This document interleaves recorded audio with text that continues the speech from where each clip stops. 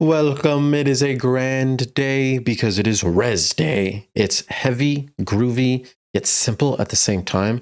It's really fun to get into. I remade Contorted by REZZ. Let's go.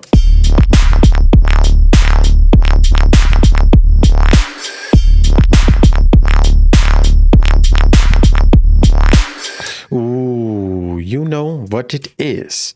We got an eternal loop. We got all the drums set up here, the basses. I'm going to show you everything. If you guys want these basses, they'll be in my Patreon as well as the full project. We have these drums from Avant, and the affiliate links will be in my description if you guys want those sample packs. But that's what we used here for the drums. Hey. You'll see this kick here is a little bit more complex than usual. Usually we just have it on every beat, which are the numbers up here, these. But we put more in between. So this one, for example, is quieter. It's turned down -3.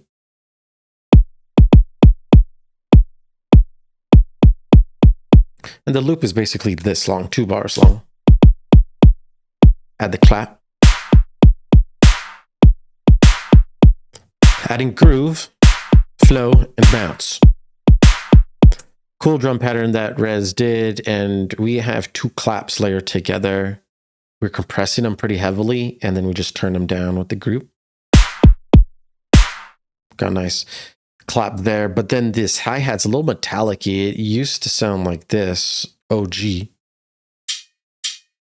Then I cut it and faded it to make it real tight and short, and then we use that on the offbeats. Let's check that.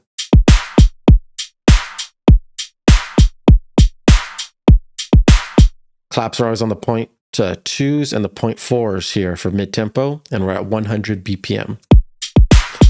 Let's run it. We got a little bit of sound effects here, like a metallic hit. This is like, was a metal sound that I just pitched up to 25. Added reverb on it as well. And EQ.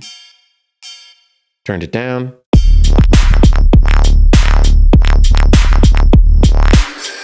Over here's a vocal swell.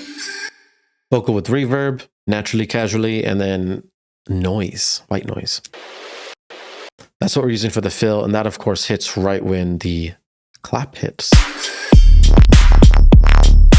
Going with the groove and the flow of the song, you know what it is. Now, this bass is actually the main bass, because the second bass here is a duplicate of number 1. The only thing we change is the LFO shape, the wub movement. Check out this patch first. 3 oscillators, filter, LFO, some effects, and we also have the post-processing underneath. We're going to start this all from the ground up. So turn off all this. We're going to turn off all this. And I want you to head to the oscillator section to load up a sine wave. Change the wavetable position to 2 to bring up the sine wave. You're going to turn on PD from B, and we're going to turn it up to 37%. You're also going to turn on oscillator B and change and leave it on the saw, but turn on bin minus here. Bin minus, go up to -33%. That's going to curve the saw like this. Now we have these 2 shapes. Sine wave by itself. Sine and saw. And remember, the PD from B is turned up, so this is morphing them together essentially, and they're playing as one. This is decent. So then I add the filter on.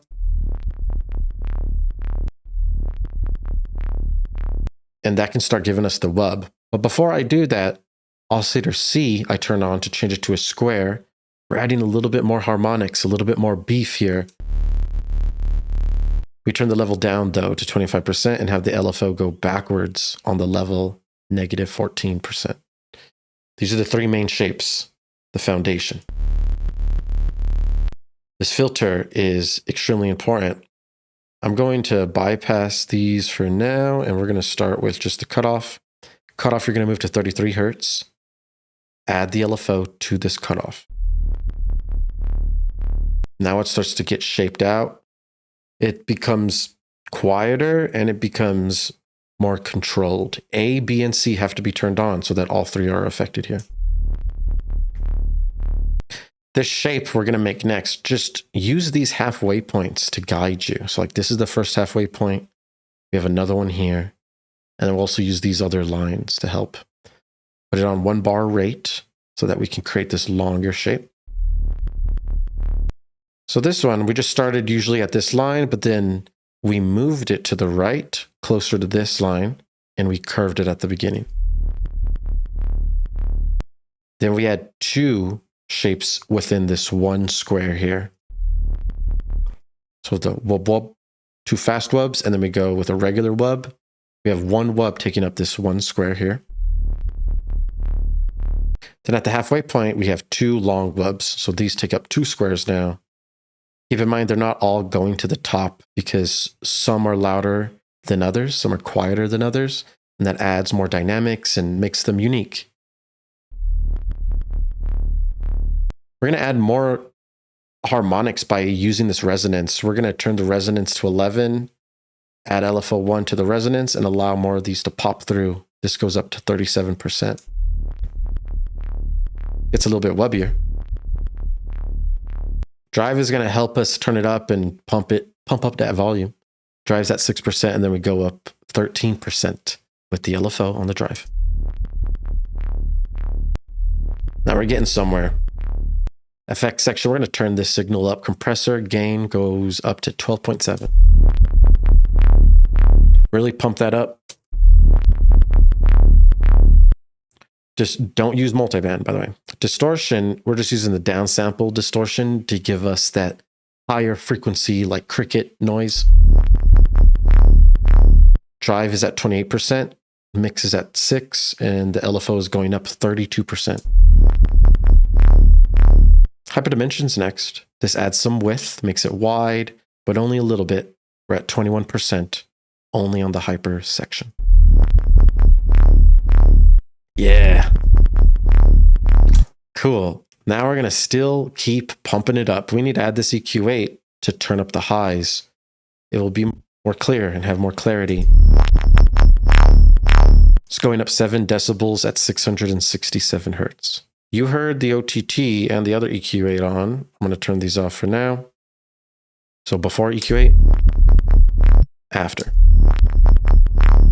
Now we add this OTT, which does a lot. Copy all these settings, the thresholds, the ratios, all the knobs.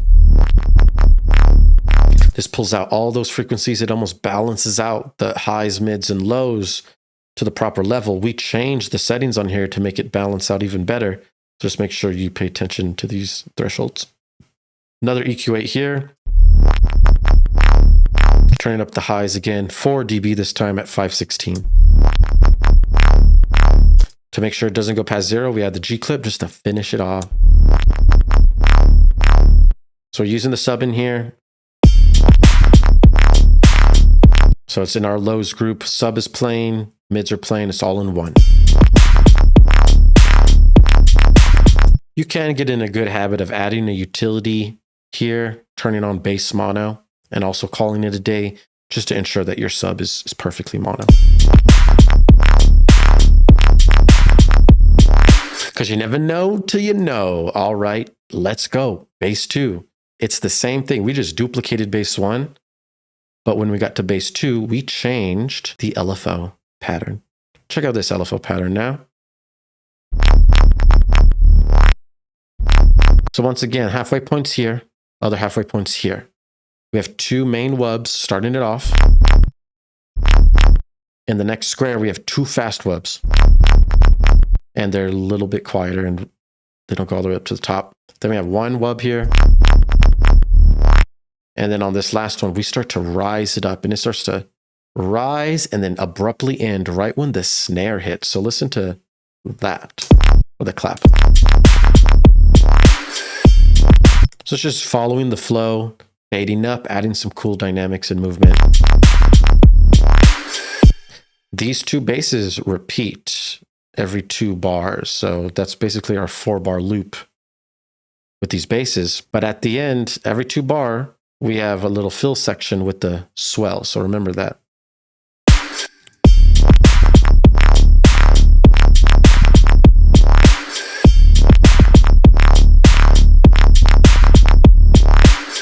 that is about it. On the drums group, we are doing a little bit of glue compression, so you can definitely do that here on the drums group. And the master looks like this. Otherwise, that is all we have. If you have any more suggestions for videos, please put them in the comments below. We are 500 subscribers away from 10,000. You guys have been the best. Thank you for your support, and so many more videos coming soon.